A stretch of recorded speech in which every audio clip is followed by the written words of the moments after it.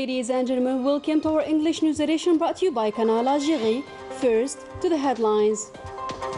The President of the Republic, Abdelmajid Tebboune, has a solemn welcome by his Egyptian counterpart, Abdel Fattah al-Sisi, in Cairo. The heads of states agree on consolidating bilateral cooperation at the Arab and African levels.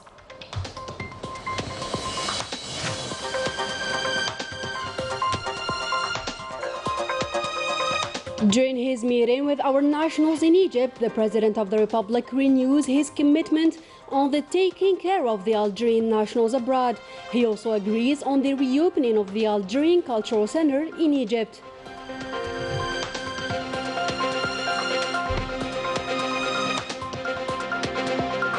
Algeria sends a second aid shipment to Mali. It includes 400,000 doses of anti-COVID vaccine and foodstuffs that were delivered to Bamako on board of airplanes belonging to our air forces. An unprecedented number of COVID cases is recorded. Vaccination and the respect of the preventive measures is more than necessary to curb the pandemic. Good evening, those were today's headlines. First, in our news, the President of the Republic, Abdelmajid Tebboune, returned to Algiers on Tuesday after a two-day state visit to the Arab Republic of Egypt. Upon his arrival, the President of the Republic was welcomed at the Houari Boumediene Airport by the Prime Minister, Minister of Finance Ayman Ben Abdelrahman, the Chief of Staff of the National People's Army, Lieutenant General Saïd Chinguereha, and the Presidency's Cabinet Director, Abdelaziz Khalaf.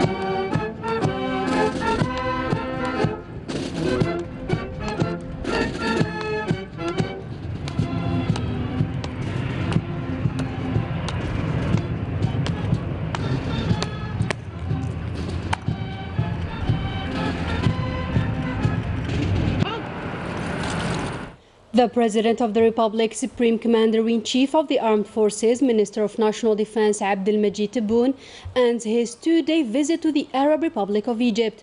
On the second day, a solemn welcome was given to the President of the Republic by his Egyptian counterpart, Abdel Fattah al-Sisi, in the Presidential Palace in Cairo.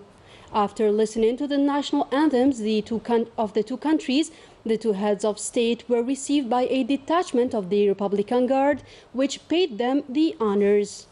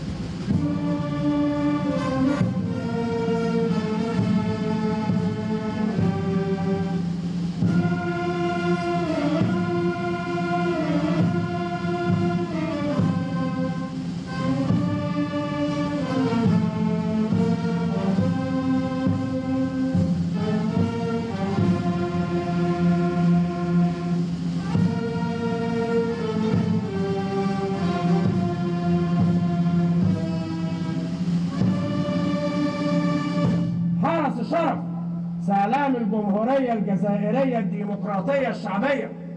سلام. سلام.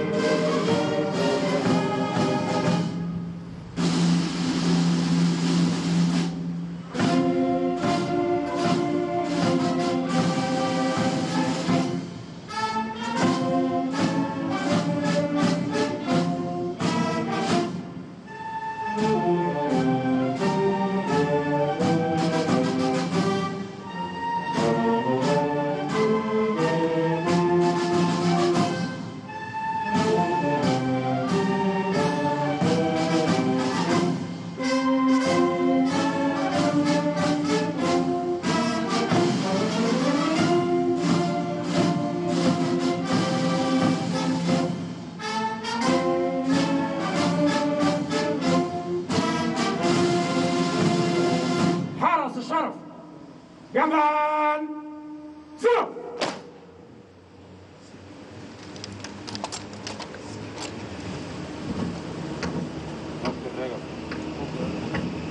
حرس الشرف جاهز للتفتيش يا فندم.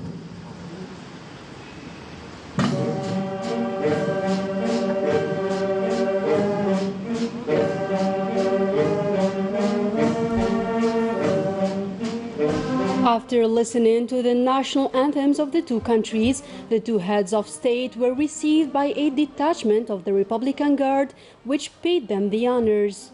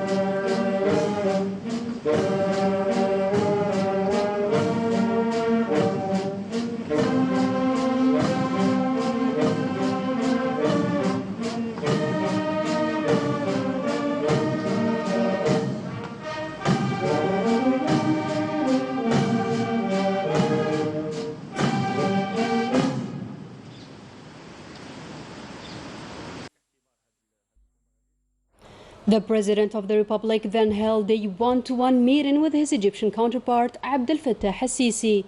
The discussions reviewed relations between the two countries and ways to strengthen them in the future. Arab, regional and international issues of common interest were also discussed.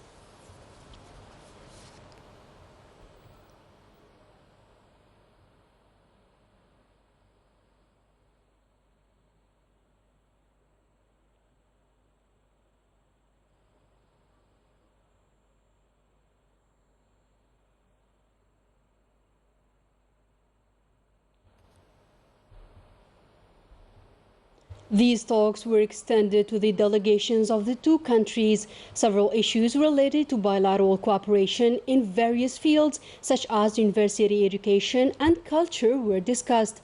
Cooperation through the implementation of multiple projects, the exchange of experience in the fields of micro-enterprises, the knowledge economy, and other issues related to diplomacy, respective visits, but also the continuous coordination between the officials of the two countries on security and political issues and consultation on Arab and regional news. Always at the presidential palace in Cairo, the two presidents held a joint press conference where several Arab, regional and international issues of common interest were discussed. On the occasion, the President of the Republic renewed Algeria's willingness to strengthen its relations with the brotherly Egypt, highlighting a convergence of views on several issues. أخي العزيز عبد الفتاح السيسي، اسمح لي أن أعرب مجددا عن سعادتي بتواجدي على أرض جمهورية مصر العربية الشقيقة والعزيزة علينا، وأجدد الشكر على حفاوة الاستقبال وكرم الضيافة. لقد مكنتنا هذه الزيارة من إجراء محادثات حقيقة مثل ما تفضلتم، محادثات طرية ومثمرة تندرج في سياق تشاور مستمر بيننا، تشاور متواصل حول العلاقات الثنائية وحول الدور المنوط بمصر والجزائر ومساهمتهما في مسار الدفع بالتعاون عربيا وإفريقيا إلى ما يحقق الأمن والاستقرار في المنطقة. كما أكدنا على ضرورة العمل سويا لحفظ المكانة اللائقة التي يتبوأها بلدانا على الصعيد الإفريقي والواجهة الجنوبية للبحر الأبيض المتوسط وما تحتله جمهورية مصر العربية من مكانة تاريخية وجغرافية استراتيجية في مد جسور التعاون بأشقائنا العرب في القارة الآسيوية.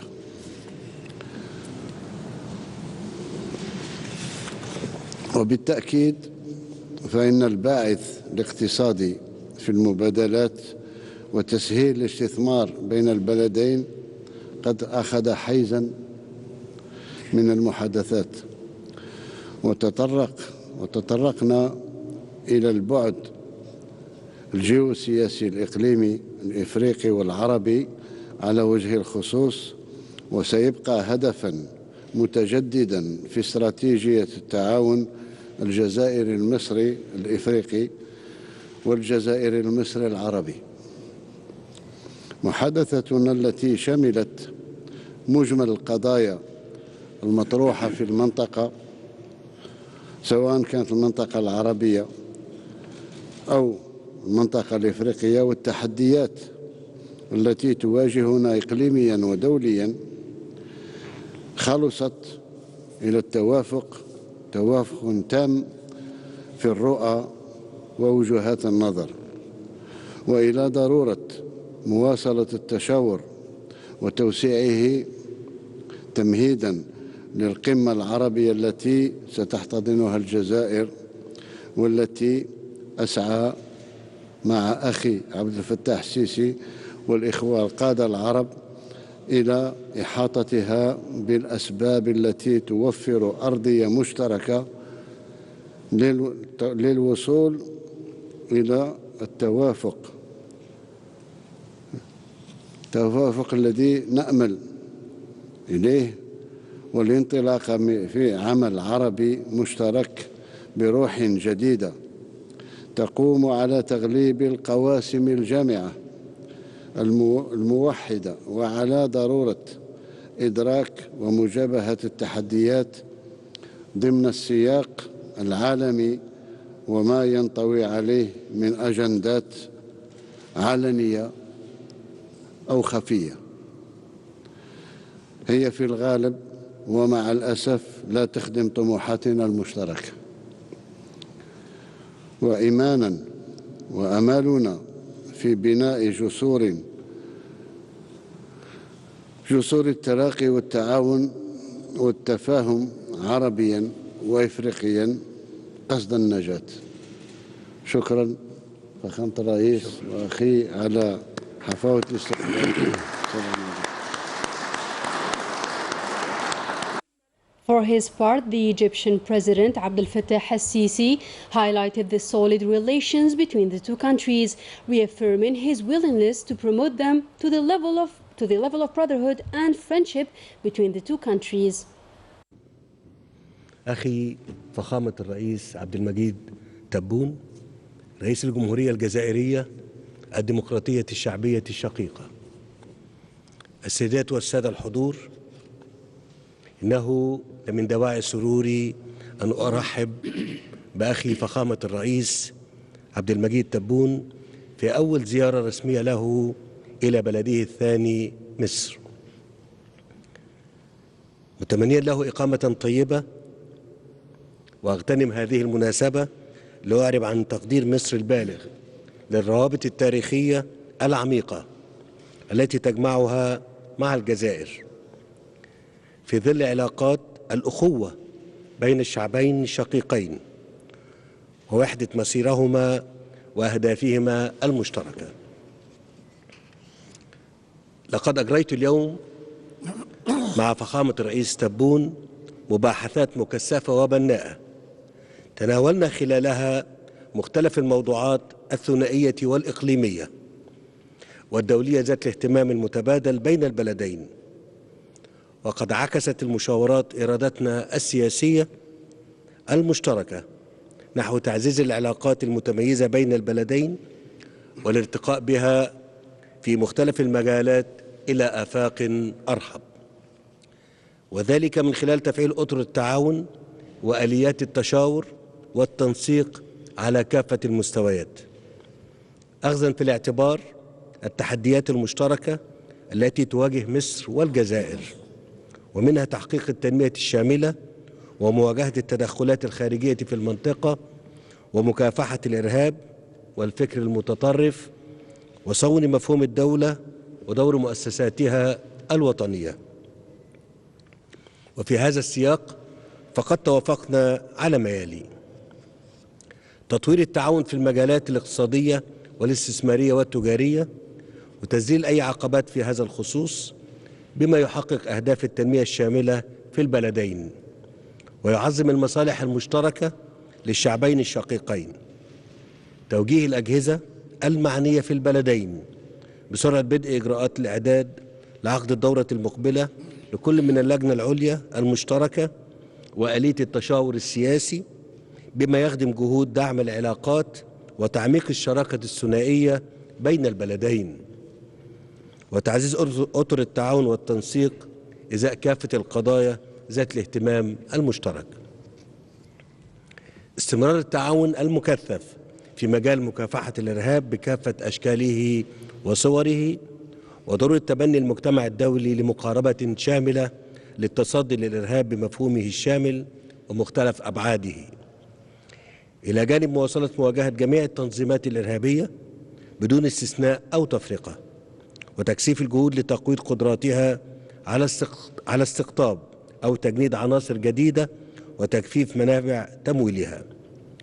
وقد ثمنت في هذا السياق جهود الجزائر في مكافحة الإرهاب في منطقة الساحل والصحراء في ظل التحديات بتلك المنطقة. على جانب آخر تناولنا آخر المستجدات المطروحة على الساحة العربية، حيث توافقنا في الرؤى على أهمية دفع آليات العمل العربي المشترك بما يهدف إلى صون الأمن القومي العربي وحماية وحدة وسيادة مقدرات الدول العربية. ولا يفوتني في هذا الصدد أن أعرب عن خالص تمنيات مصر للجزائر الشقيق بالتوفيق والنجاح في رئاسة القمة العربية المقبلة. وقد بحثنا آخر تطورات القضية الفلسطينية والجهود المبذولة لحفظ حقوق الشعب الفلسطيني الشقيق وتحقيق تطلعاته في دولته المستقلة على حدود 4 يونيو 1967 وعاصمتها القدس الشرقية. كما تناولنا مستجدات الأزمة الليبية، حيث توافقنا في الرؤى على ضرورة عقد الانتخابات الرئاسية والبرلمانية بالتزامن وخروج جميع القوات الأجنبية والمرتزقة والمقاتلين الأجانب بدون استثناء وفي مدى زمني محدد، تنفيذا لقرارات مجلس الأمن ذات الصلة ومخرجات مساري باريس وبرلين، وبما يعيد ليبيا إلى الليبيين ويحقق وحدتها وسيادتها واستقرارها. من ناحية أخرى فقد تناولنا قضية الأمن المائي المصري كونه جزءا من الأمن القومي العربي، وتوافقنا على ضرورة الحفاظ على الحقوق المائية لمصر باعتبارها قضية مصيرية. وقد ثمن الرئيس تبون من جانبه الجهود التي تبذلها مصر للتوصل إلى اتفاق شامل ومنصف بشأن قواعد ملء وتشغيل سد النهضة. كما اتفقنا على تعزيز جهودنا المشتركة على الساحة الإفريقية في ظل الدور المهم الذي تطلع به كل من مصر والجزائر في هذا الشأن، واستمرار التنسيق والتعاون في إطار الاتحاد الإفريقي ومواصلة جهود دعم بنية السلم والأمن والتنمية في القارة الإفريقية بما يمكنها من تجاوز أي تحديات تواجهها وتحقيق الرخاء والاستقرار لسائر أبناء قارتنا الإفريقية. أخي فخامة الرئيس عبد المجيد تبون، لقد أسعدني لقاءكم اليوم، وأنني لا أتطلع إلى المزيد من التعاون الوثيق بين بلدينا بما يحقق مصالح شعبينا الشقيقين ويلبي تطلعاتها، متمنيا للجزائر الشقيق كل الخير والاستقرار والرفاهية تحت قيادتكم الحكيمة، وأجدد ترحيبي بكم في بلدكم الثاني مصر. رحب بك فخامة الرئيس. تفضل.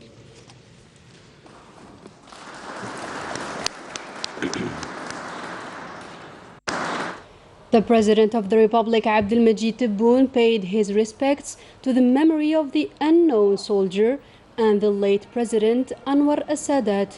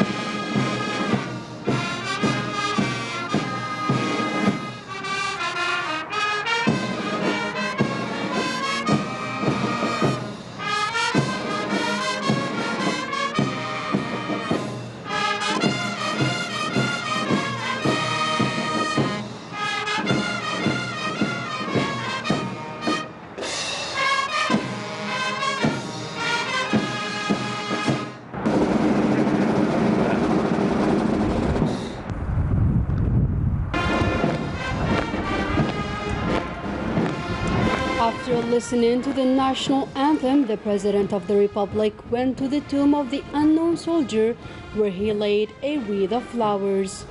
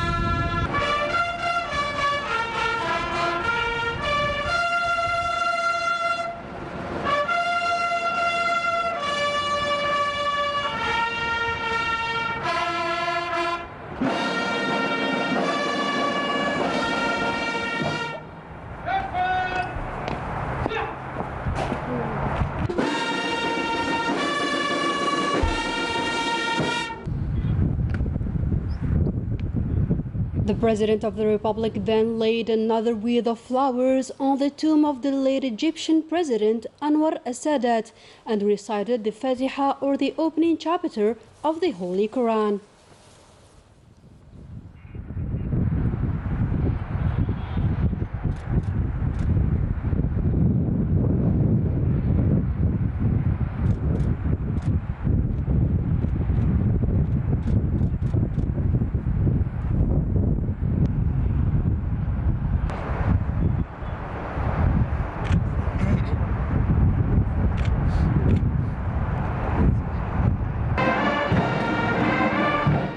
On Monday and at the beginning of his visit, the President of the Republic met at his residence in Al Qubba Palace in Cairo representatives of the national community established in Egypt.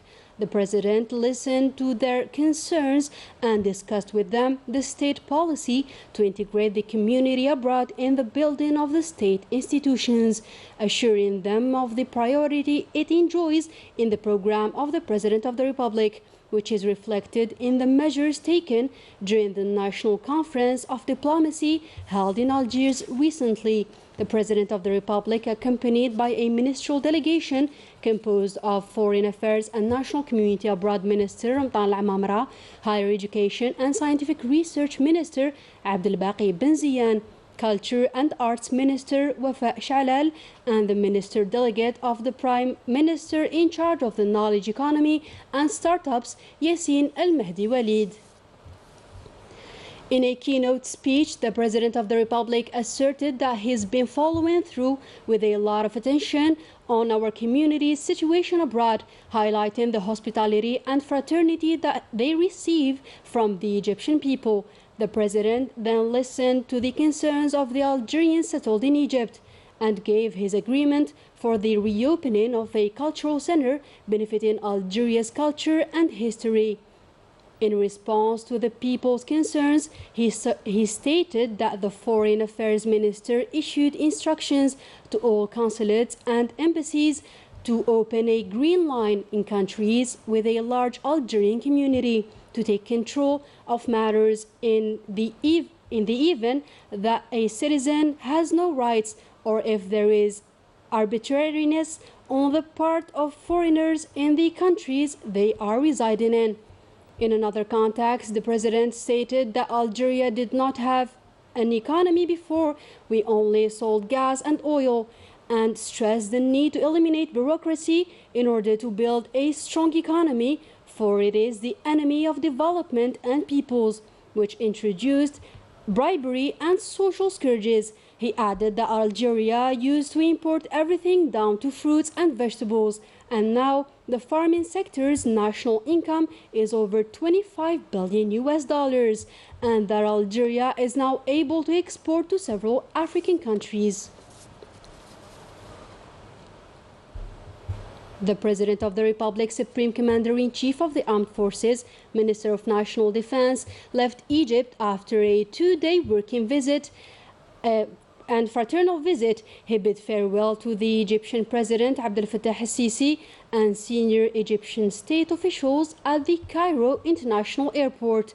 The visit resulted in a joint declaration in which the strategic and distinguished nature of the bilateral relations was underlined, in addition to the strengthening of the bilateral cooperation frameworks between the two countries, including the holding of the next session of the joint Algerian-Egyptian High Committee, chaired by the prime ministers of both countries, and the political consultation mechanism at the level of the two foreign ministers during the first half of this year.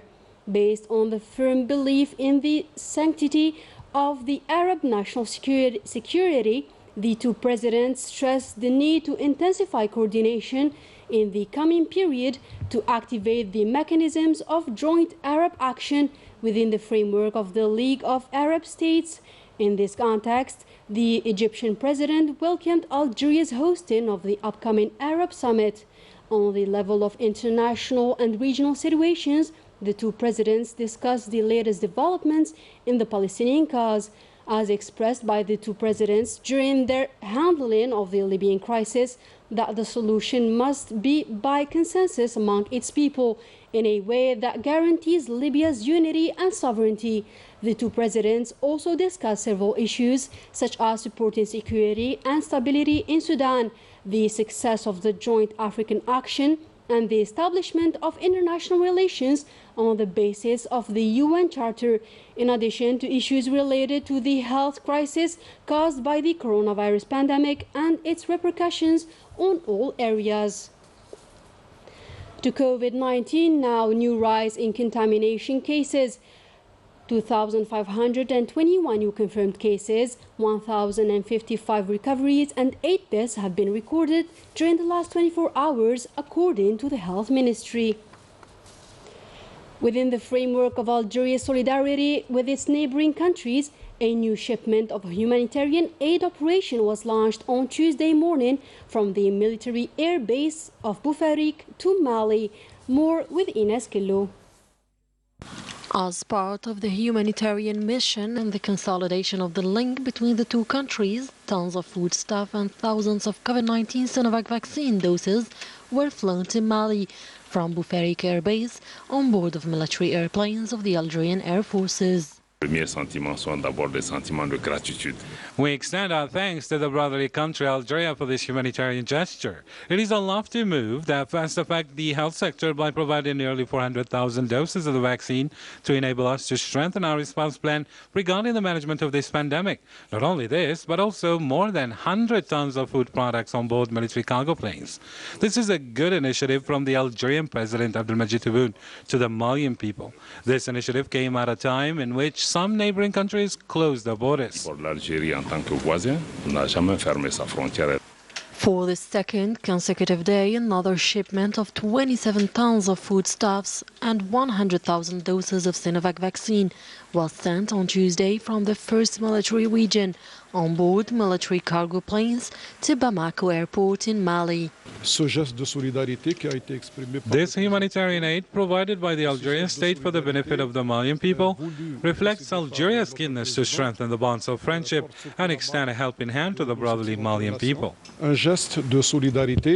An action of solidarity that reflects the solid relations between the two brotherly Algerian and Malian peoples and reaffirms the relationship of friendship and cooperation that has linked the two countries for years.